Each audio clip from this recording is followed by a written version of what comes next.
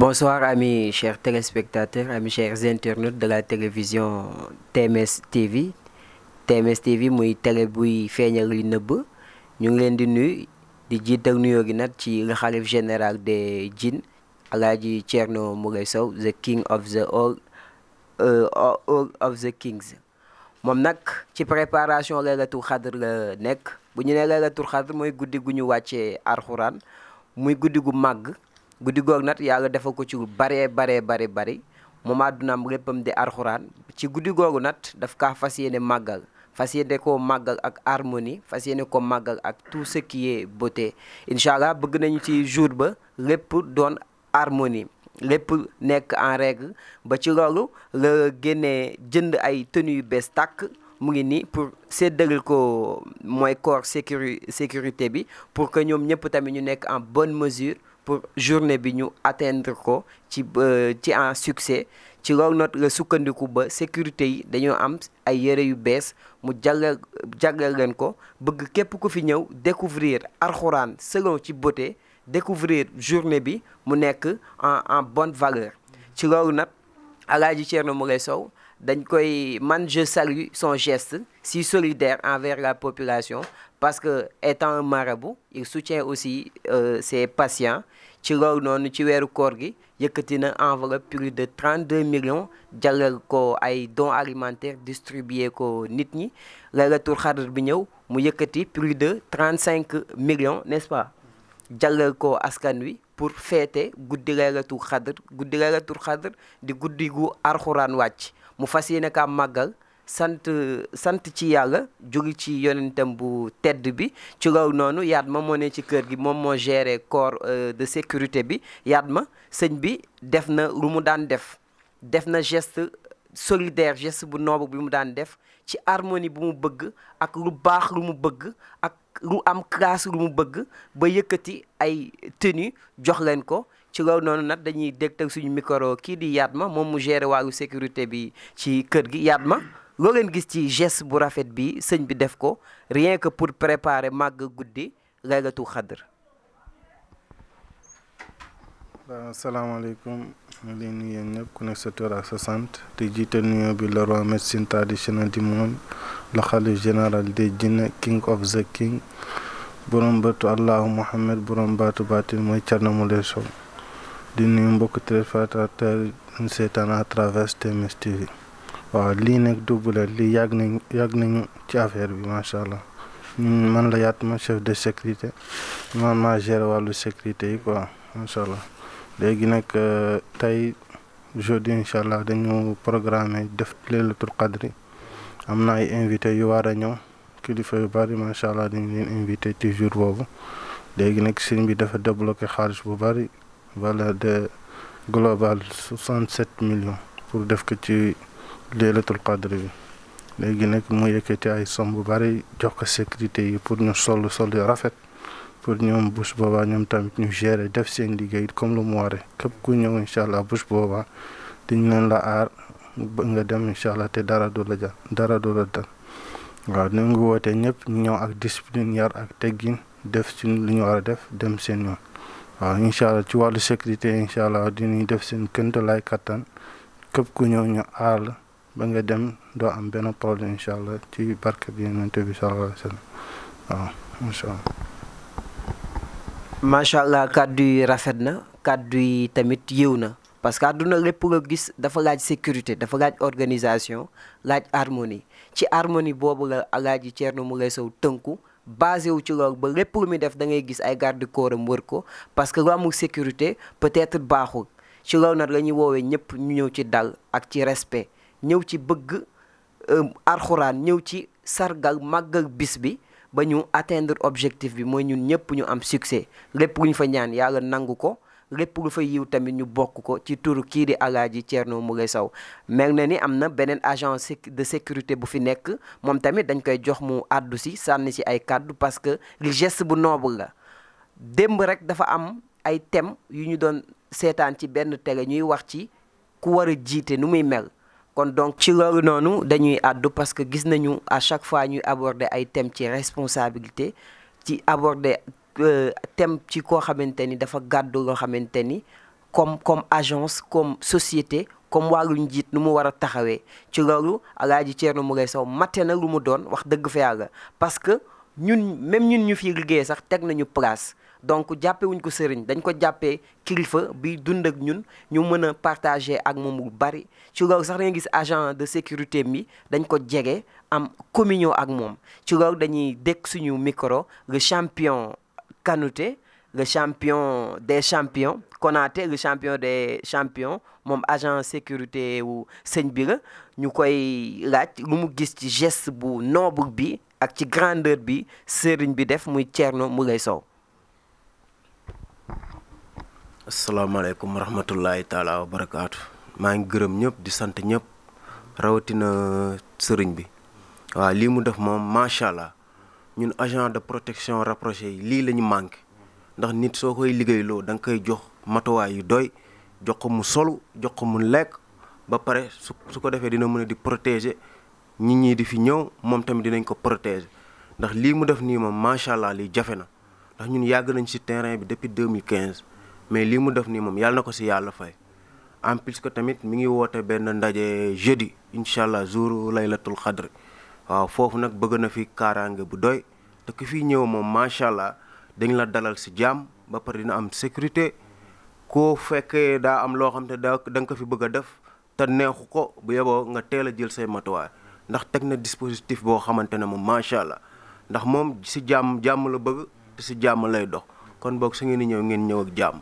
macha allah ba pare ñu ngi lay sant di ko gërëm rawatina agent yu nekk Sénégal yëpp lii soxla nañ ko ndax ñu mel nii la ñu soxla si réew mi ñoo xamante ne dañuy jàppale ndaw yi di leen jox ñi solu di leen jox ñi lekk ba pare di leen jox ñi liggéey jërëjëf maa ngi lay sant di la gërëm si turu agent yëpp.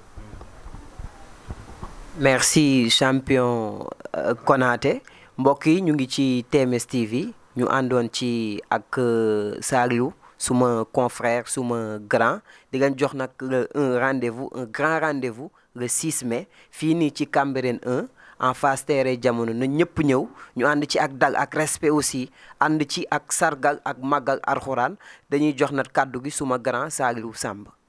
voilà merci El Hadj mais ci sa ndigal rek nga may ma ko ma ak ci ndigal xalif général des Djinn ma am question bu ma posé waat champion Konaté parce que moom gis nañ ko mu ñëw dolleeku xam naa ne ci wàllum professionnalisme am na liggéey bu mu fi bëgg a def macha allah ànd ak ñi nga xam ne macha allah ils sont déjà professionnels muy ñoom Yatma ak ñoom Diop moom tamit am na lu mu indaale ñu laaj ko rek nan la fas yéene def pour gën a professionnaliser métier bi incha allah. jërëjëf si question bi nga ma posé yaa xam te ne woon naa ko trop. waaw sëñ bi moom wax dëgg yàlla partout dans le monde ñu ngi koy seetaan te bëgg na nit ki suñ koy seetaan ñu xam ne lii nii ñu indi fi ay professionnels ñoo fi nekk moo tax mu bëgg a renforcer sécurité ba pare teg dispositif boo xamante ne ku ko gis sa xol dina sedd di nga xam ne sëñ bi kat am na ay éléments yoo xamante ne macha allah waaw. Alors, donc c'est bon, là, je pense que je peux juste essayer donc de résumer un peu ce que vous avez dit ici. Alors, vous savez, le Khalif général des Djinns, le roi de la médecine traditionnelle, the king of all the kings. Alors, je dis souvent the king of all the kings parce que c'est le roi de tous les rois, donc le roi de la médecine traditionnelle. Alors, il a l'intention d'organiser une grande cérémonie, donc ce jeudi 6 mai 2021, donc Laylatul Qadr. Alors, Laylatul Qadr, vous savez, il y aura beaucoup de personnes et lui, vraiment, il veut tout simplement parer à toutes les éventualités du moins. Il va parer à toutes les éventualités. C'est pourquoi maintenant il a renforcé son dispositif sécuritaire. Vous voyez champion Konaté qui vient de rejoindre l'équipe et donc sans pour autant donc compter parler de Yatma qui est là, qui est le chef de sécurité et donc les autres comme Diop, ainsi de suite, les Noël et les chefs. Donc ils sont tous là tout simplement pour que la sécurité soit vraiment bien assurée ce jour-là. Vous savez, quand on parle de Laylatul Qadr, il y aura beaucoup de personnes, peut-être il y aura souvent des malfaiteurs ou bien des gens mal intentionnés qui ont l'intention donc de mauvais faire. Donc c'est pourquoi le Khalif général des Djinns ne lésine pas sur les moyens pour que tout soit vraiment en ordre. C'est pourquoi il a donc tout simplement demandé à Yatma de l'accompagner pour acheter ces tenues vraiment très très bien cousues, des tenues donc pour les agents de sécurité. Comme ça vous saurez au moins que ces gens-là sont des agents de sécurité. Ils seront vraiment très bien habillés et seront vraiment prêts pour assurer toute la sécurité qu'il faut donc ce jour-là. Donc vous voyez, comme champion Konaté l'a dit, donc il est là, il veut donc tout simplement renforcer encore le professionnalisme. Donc les gens sont déjà professionnels, mais il veut tout simplement augmenter un peu de professionnalisme dans l'équipe, essayer de travailler donc les mains dans les mains avec Yatma, Diop, et ainsi de suite, pour que tout soit vraiment en ordre, parce que c'est ce que donc le Khalif général des djinns a besoin. Vous savez, un Khalif général des djinns, un marabout comme lui, a besoin d'une sécurité bien assurée, parce qu'on ne sait jamais. Il y a souvent des malfaiteurs, il y a souvent des gens qui sont mal intentionnés, qui veulent tout simplement saboter. C'est pourquoi les gens sont là, Yatma et les autres veulent tout simplement parer à toute éventualité pour que tout se passe normalement. Ladies and gents, dear followers of TMS TV, you see then what the Khalif General of the Jinn was doing again. You see this kind of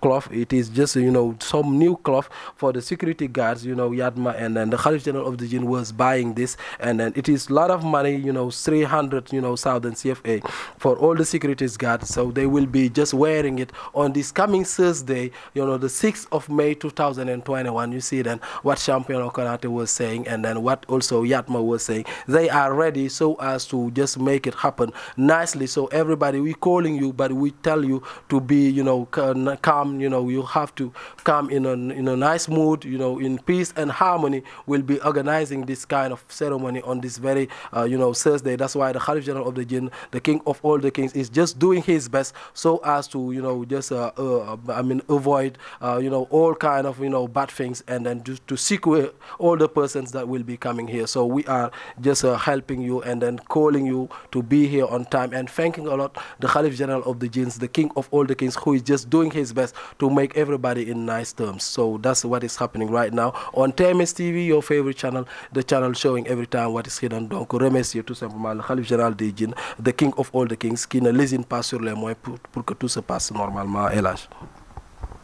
Wa Moustapha Samb a tout dit, il a tout résumé pour cette journée, la nuit du Coran, une sainte nuit, une nuit où on va fêter le jour où le Coran s'est descendu. Donc on va passer, on va tirer la fin pour cette déclaration, et on vous donne rendez-vous le 6 mai. Le 6 mai à Cambérène 1, en face terrain Jamono. Mbokk yi ñu leen koy rappeler nañu ñëwaat ci dal, ñëwaat ci yar, ñëwaat ci tey, te tamit takk masque yi, parce qu'on est dans une période de coronavirus. Quand on dit coronavirus, on dit une pandémie virulente et mortelle. Donc c'est à nous de se préserver, c'est à nous de lutter contre cette pandémie. Donc on vous donne rendez-vous le 6 mai. Le 6 mai pour fêter la nuit du Laylatul Qadr. C'est ici même à la TMS TV. Voilà, on va passer la parole à notre marabout, le Khalif général, le grand marabout, pour qu'il puisse résumer un peu sur cette journée, Inch'Allah. Et qu'est-ce qu'on va attendre parler du Khalif, et qu'est-ce qu'on va attendre faire comme la sécurité dans cette journée, Inch'Allah. Surtout sur cette tenue. Vraiment, c'est un geste noble, et je vous remercie aussi pour ce geste, parce que c'est pas facile ça. Nit des koy dimbali ci boo amee ak lu mu soxla ak fu mu ko soxlaa. Donc sëñ bi dañ lay jox kàddu gi nga àddu ci wax naka la geste bi dikke ak looy xaar ci agent de sécurité yi ci bis bi incha allah rabbi. waaw jërëjëf macha allah ñu ngi kontaan bu baax a baax vraiment di leen nuyu bu baax di leen ñaanal jàmm macha allah di kontaan aussi suñu gan bu bees bi suñu journaliste bu bees bi macha allah ñu ngi koy nuyu bu baax di nuyu ñëpp na Saliou Samb di nuyu Yatma chef de sécurité ak Diop Moule di nuyu macha allah champion Konaté aussi gis ngeen ko macha allah moom it gan la macha allah ñëw na aussi pour gën a yokk sécurité bi vraiment. ñëwoon na ak professionnel macha allah fekk fi ay professionnel ñu fas yéene gën a jàpp ci liggéey bi macha allah xam ngeen liggéey bi doomu aadama yi ñi fi daje dañuy bari macha allah léegi ñëw nañ pour gën a dimbali nit ñi ci kaaraange yi parce que jinne yi parfois dañuy daanu ñi bëgg a tëb étage ñi bëgg a dugg ci douche bi bëgg a xaru loolu moo tax ñu ut sécurité moom nag macha allah ñëw na nekk garde rapproché macha allah doon professionnel vraiment macha allah. moom tamit vraiment mu nekk professionnel daan liggéey ak ay nit ñu mag yàlla boole ñu vraiment mu ñëw di liggéey ak man macha allah pour gën a yokk kaaraange bi rek macha allah ñoo ngi koy dalal jàmm bu baax a baax di dalal ñëpp jàmm macha allah comme ni ngeen ko waxee rek ñoo ngi préparé laylatul xadri bi macha allah laylatul xadri bi nag comme ni ñu ko waxee rek dañoo bëgg jàmm bëgg ñi ñi ñëw ci jàmm dellu si jàmm loolu moo waral macha allah ñu débloqué xaalis jënd ay tenue yi bees tenue yi macha allah xam ngeen ne bitim réew lay jóge pour sécurité yi mën a def seen liggéey comme nu ko champion Konaté waxee pour ñu mën a def seen liggéey mën a taxaw aar nit ñi sàmm nit ñi ñu ñëw ci jàmm ñu mën a dellu si jàmm noonu lañ koy defee xam naa ne fii jàmm rek moo fi am keneen ku fi indi lu dul jàmm sa kaw lay këpp en dehors sécurité yi sax bu fi nit ñëwee indi lu dul jàmm si sa kaw lay këpp rawatina aussi sécurité yaa ngi fi xam ngeen ne Thierno Moule simple rek moom dafa aar boppam sécurité boppam ak li mu àndal mooy jinne yi ak roxaan yi rawatina nag aussi ñu ut ay nit yi nga xamante ne dañuy nekk fi jàpp ci liggéey bi bu baax a baax doon ay sécurité doon ay professionnel kon ni ñu koy waxee ñoo ngi invité ñëpp nañu ñëw ci jàmm incha allah bu ñu ñëwee dinañ egg si jàmm fekk ñu si jàmm aussi ñu ñibbi ci jàmm ci kattanu yàlla sécurité yi pare nañ vraiment dinañ gën a yokk sécurité bi macha allah pour rek laylatul xadr bi ñu mun ko def ci jàmm ak salaam macha allah seen tenue yi rafet na lool macha allah tenue yi moom macha allah tenue yi rafet la vraiment jour boobu noonu macha allah bu ñu ko solee rek di nga xam ne ah macha allah sécurité Moule yaa ngi noonu kon nag ñoo ngi sant yàlla bu baax di julli ci yonente bi defe naa ne du ñu bëri wax defe naa dañuy ñaanal rek ba bis bi incha allah su ko defee ñu daal di màggal guddi gi incha allah. jërëjëf mbokk yi kon loolu la woon fii nii si TMS TV la mooy télévision Moulay Sow di télé bi feeñal li nëbbu lii la woon ñu àndoon ci ak suñu xalif général des djinns Alaaji Thierno Moulay Sow ma àndoon ci ak suma grand Saliou Samb caméra bi ñu ngi ciy am Youssouf donc mbokk yi da leen jox dig daje ba le 6 mai incha allah.